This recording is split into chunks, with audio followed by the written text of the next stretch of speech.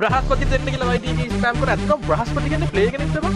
බ්‍රහස්පති ඕනේ. බ්‍රහස්පති කියලා ස්පෑම් කරනවා මම මේ YT එකේ බල ආතල් දෙන්න එපා. කෙනතුරු බ්‍රහස්පති කෙනතුරු ඕ තනිකර මාතල් යන්න එපා. වැඩ මම මේ මචං මුක්ත වෙලා ඉන්න වෙලේ තවත් ආතල් ගන්න එපා.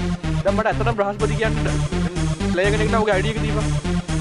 PC version නම් තවත් බයන්න. බෑන් බ්‍රහස්පති hello.